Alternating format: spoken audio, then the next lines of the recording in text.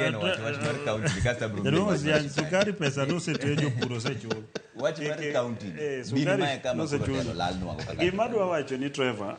kaka kalu kwang'iyo katiba marwa nyaka nwachaki, ma wagike sama koro ne wakelo devolution.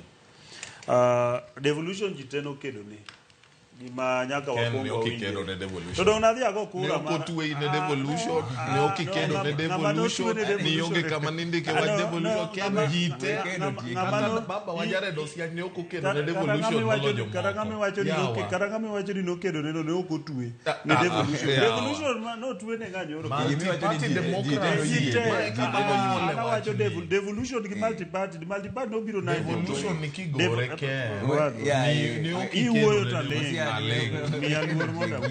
Nikeche awacho ni devolution anagone kura 2010 ni yie kode jitenwa gone kura koro kata ka ngato notelo jatelo ne nyaka obed gi jatelo matelo nwa is okay koro konyal tingo teto tingre lokri mare gima duong madwa wacho ni katiba kane achako gi structure mar katiba wasebedo gi telo manochoko teko tetete oketo Nairobi ma at the headquarters mane wan gi national government. To kan wadhi devolution article 174 no kelo gimiluongo ni devolution. Ma 176 koro explain kaka principle ma devolution winjo bedi. Tiende ni pend chik no ne pogo Kenya into sirikal achiel maduong' to gi sirikal mamoko 47. Nyiso ni wan kaka oganda an asebedo member mar county assembly kendo asetiyo and awacho no swear jaduong' Osianyika ni an ema natero the largest number of motions a county assembly ma Homa Bay within 2.5 years manatiyo and bills ang'wen manatero mokadho policy documents ang'wen ma one of them established Tombo ema kawuono nitie kachacha ang'e gimomiyo awacho niya article 185 bende provide niya authority tete mar bura mora mora ming'ado en county assembly ema nyalo ng'ade nyiso niya nyaka sama jowa bedo gi telo nyaka wang'e ni telo mwadwa tero madhi yalo weche wa e county assembly en telo mane gikiyalo gi Kisongo mokiyalo gi Kiswahili dholuo kiyal gi assembly koro sama wang'iyo leadership nyaka wang'e ni to be wan gi jok manyalo dhi winjo gik miyalo kacha to nyalo wacho gik moko kacha mawinjore tabu mwabedo godo kaka mwasebedo go mane wan go in the past en ni ne wan gi jok moko mane members ma county assembly okachage but samoro ne gionge gi teko gi rieko mar understanding ni gine ma gi decide everything kaka billions mang'eny mabire county itiyogo then bire leadership mani article 10 marwa mar constitution itiyo gi telo gi teko mominade wan gi Gavanas wa ang'wen e piny luo adwa koni niya kalure gi kaka teko mar mwandu momigi e lwetgi pok gitiyo godo yo makare nitie level maduong' gitie level maduong' anya dhi focus on Homa Bay kumae but nitie level maduong' mar ketho pesa mar jopiny manyiso niya resources moketi to gi budget motim ok timre kaka owinjore ni winjo report even karwa ma wacho ni zero shillings no be allocated for development to the rest no tere recurrent mimiel go moko itimo godo entertainment mopogore mago are no development gima members ma county assembly mokwongo nyaka ng'ini to ere kaka omenda mwaketo ka itiyo go to hinya kama pesa kethore bire ka supplementary budget ikonu ni pesa manyu uketo kani dire uru koru tere ka tiende ni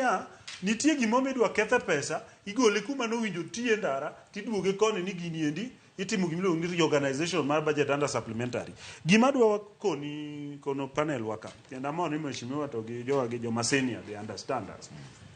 nyaka wakongo guide jothurwa niya ere gima county government winjo timni and ere gima national government winjo timni eka jo wanyalo understand niya ka jaduong' Nyamita odhi omanyo hospital mar 100 million tiendo odhi omanyo pesa modong' mana mar policy Nairobi modoko kedo ni mokelo to pesa mar gero hospital to ni mwalo tiende no medo mana extra gi rieko gi teko ne to pesa mar gero hospital mowacho no should have been mar Uchila yako down there nikech health Kenya schedule 4 mar constitution health is a devolved function gimodong' Nairobi en policy to gi structures moko ma odong' Nairobi kanyo modong' e national government gima dwa medo kapok aweyo nikech wan gi time nyaka wabol ne jowabe mondo wawache telo maber e thurwa ok nonenore sama ni chiwo gimiluongo ni basari kendo an kadwa wache e wang' mbui ka ariwora gi jo Kenya moko mawacho niya basari ni owinjo kethe to nikech leadership ok osebedo basari ibiro yudo niya leadership ochochni wa nyaka e family wa ibiro yudo ni janyuol achiel ringo ir mak nyamita, janyuol ni ringo dhiro chilo, janyuol ni ringo dhir women rep, janyuol achiel ma aggressive nyalo end up noyudo bursaries 10, to janyuol achiel ma be Nyasaye ok ogwedho ga aggressiveness end up ni ok oyudo anything. Tiende ni leadership ma wan go overall and generally onego make sure ni wan gi structure manyiso ni kiyudo 5,000 mar bursary ka women rep in koro mari orumo. Dhi yudo 5, ng'ama chielo yudo 5 ka governor, ng'ama chielo yudo 5 ka MP, mondo mi wabed ni ji te nyalo yudo resources ma ginyalo konyorego. But the main thing madwa wacho, ideology marwa kaka oganda onego guide wa niya, ka wan gi political structures, to structures wagi owinjo bed ni keto wa niya wawuok ka to wadhi ka. Resources moketnwa tiyo makare to kendo wang'eyo maber. Nikech governors wage sani anariko kidhi Homa Bay, yena 1 minute again. Kidhi kaka Homa Bay we awache kumae. Ibiro yudi governor wachunge bath affordable housing, odwa dhi cheko paya kakigero, ma en ok oger, odwa dhi cheko gik mamoko, ma en ok oger, to en mare, en mana wicho rangi mo kidogo kanyo. Oge gima dhi mbele mali. Ena entertainment, gi maybe promotions moko miyudo go royalty and TN pesa makiera every time, pesa michoka choka to development maklia to onge. Nderi noger to signboard magiketo madongo dongi picha MCA gi governor ndara onge. That is the main problem manyako wapenjre niya. Ere kaka resources moketnwa nyalo terwa to MCAs wabe yalo budget gi yo makare to koter gi supplementary be gi understand gimomiyo gichoro gimoro from vote head A gitere vote head B nikech gi kaka gin sub programs kokoni ni gole sub program X itere sub program Y tiyomba yie ni yes ikia kata ndachi ma ward ni emogolo tere e ward machielo. To si anyingini wacho ni segweno dise ogwang bin jopiny ma yiero jomoko riere jomoko bidhore maber.